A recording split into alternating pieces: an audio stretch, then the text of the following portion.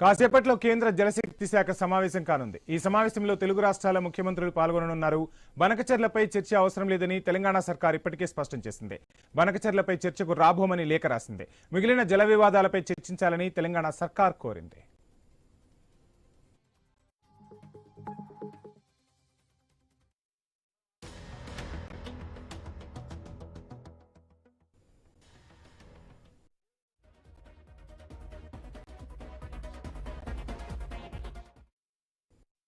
రాష్ట్రాల ముఖ్యమంత్రుల సమావేశానికి కేంద్ర జలశక్తి మంత్రిత్వ శాఖ ఎజెండా ఖరారు చేసింది.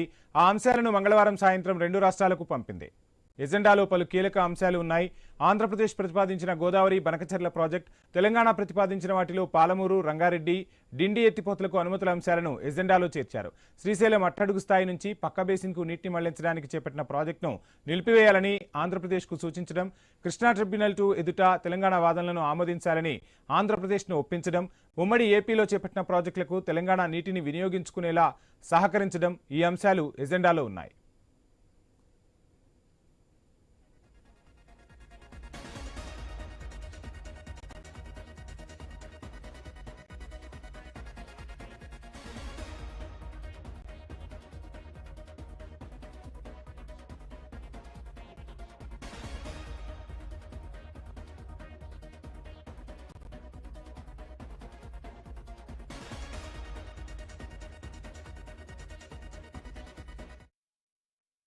బేసిన్ అవసరాలను నిర్ణయించడం, పక్క బేసిన్లకు నీటిని మళ్లించే విషయంలో నిష్పక్షపాతంగా వ్యవహరించాలని కృష్ణా బోర్డుకు సూచించడం, వీలైనంత త్వరగా టెలిమెట్రీల ఏర్పాటును పూర్తి చేయడంపై చర్చించనున్నారు.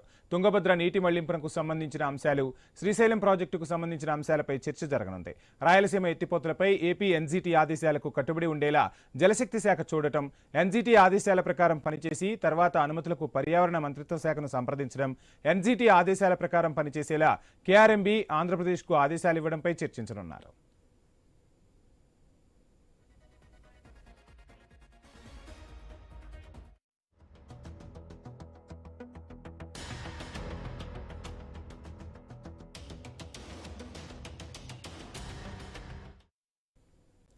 శ్రీశైలం కుడి ప్రధాన కాలువ సామర్థ్యాన్ని పెంచకుండా ఏపీని నిలువరించడం, గోదావరి ఇచ్చంపల్లి అనుసంధానం, ఇచ్చంపల్లి కావేరీ అనుసంధానం ద్వారా 148 టీఎంసీల నీటి మళ్లింపును చేపట్టడం, ఇచ్చంపల్లి నుంచే తెలంగాణ 200 టీఎంసీల వరద నీటిని వినియోగించుకునేలా అనుమతించడంపై సమావేశంలో చర్చ జరగనుంది. ఛత్తీస్గఢ్తో సమ్మక్క సాగర్ అంశాన్ని పరిష్కరించడం, తుమ్మిడిహెట్టి వద్ద బ్యారేజీ నిర్మించి ప్రాణహిత చేవెళ్ల చేపట్టేలా మహారాష్ట్రతో ఒప్పందానికి కేంద్రం సహకరించడంతో పాటు ఏఐబీపీ కింద నిధులు ఇచ్చి ప్రాజెక్టు పూర్తయ్యేలా చేయడం, ఈ అంశాలపై తెలుగు రాష్ట్రాల సీఎంతో కేంద్ర జలశక్తి మంత్రిత్వ శాఖ చర్చించనుంది.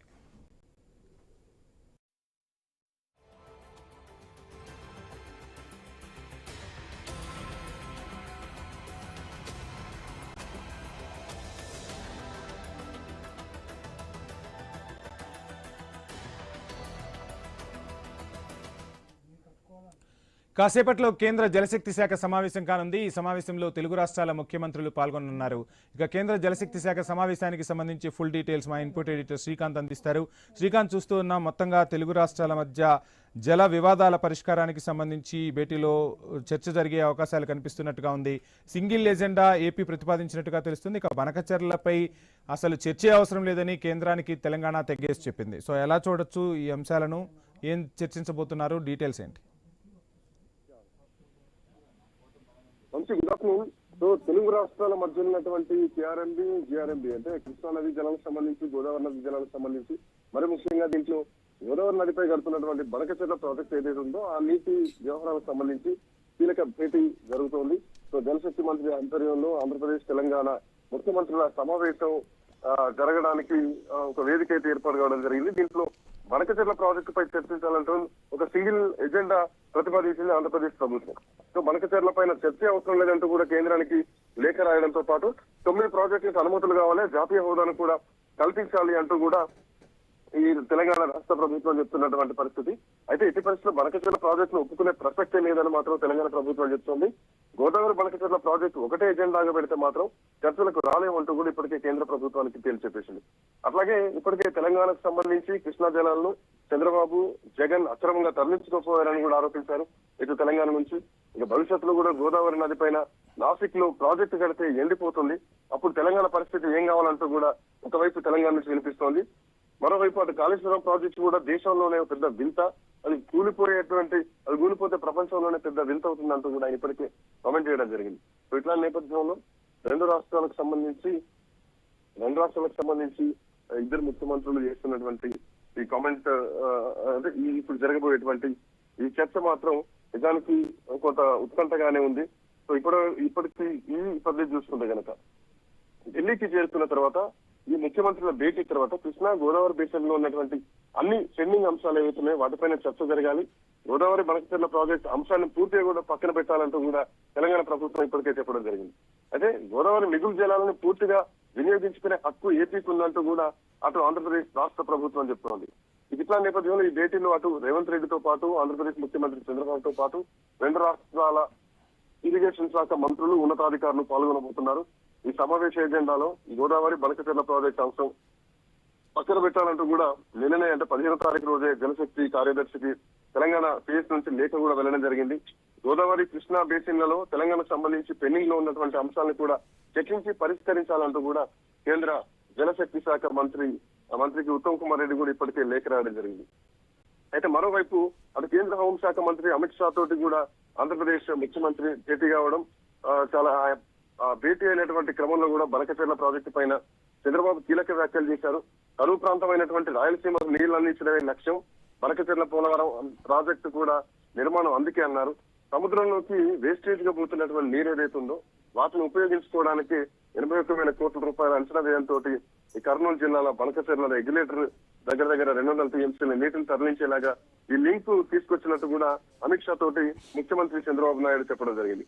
మరోవైపు గోదావరి నదిలో ఉన్నటువంటి ఎగువ దిగువ రాష్ట్రాలైనటువంటి ఏవైతే ప్రాంతాలు ఆ నీటి అవసరాలు తీసిన తర్వాత కూడా ఆల్మోస్ట్ 90 నుంచి 120 టీఎంసీల మిగులు నీరు ఉంటుందన్నారు.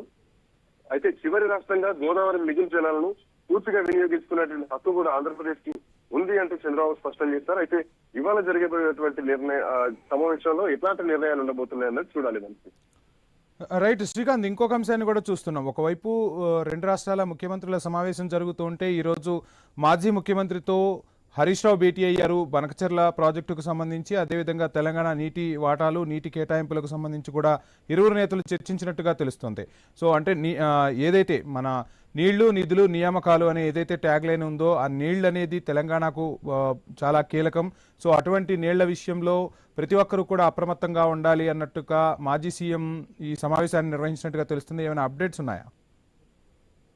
ఖచ్చితంగా అంటే మొదటి నుంచి కూడా తెలంగాణ రాష్ట్రానికి సంబంధించి అంటే ఇటు రాష్ట్ర ప్రభుత్వాన్ని అలర్ట్ చేస్తుంది కూడా ప్రతిపక్షాలని చెప్పాలి.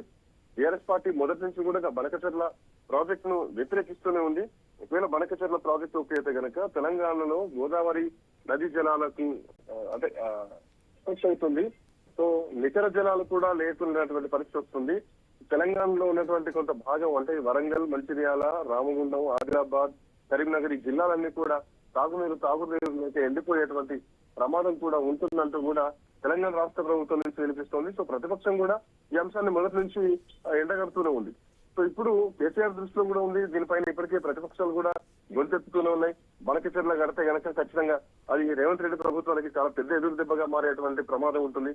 సో జరగకుండా ఇప్పుడు రేవంత్ రెడ్డి ప్రభుత్వం కూడా ఆల్మోస్ట్ బనకచెర్ల పైన సింగిల్ పాయింట్ ఎజెండా అయితే మేము చర్చకు రామంటూ కూడా మిగతా కేఆర్ఎంబీలో ఉన్న కానీ అటు కృష్ణా బేసిన్ లో ఉన్నటువంటి ప్రాజెక్టులు ఏవైతున్నాయో వాటి పెండింగ్ ప్రాజెక్టుల కోసం తో పాటు ఈ బనకచెర్లకు సంబంధించి ఎట్టి పరిస్థితుల్లో చర్చకైతే మేము రాము. తెలంగాణకు రావాల్సినటువంటి జాతీయ హోదా ఏదైతే ఉందో పాలమూరు రంగారెడ్డి దానికి కూడా జాతీయ హోదా కల్పించాలన్న డిమాండ్ తెలంగాణ ప్రభుత్వం వినిపిస్తోంది. Thank you Srikanth. బులెటిన్లో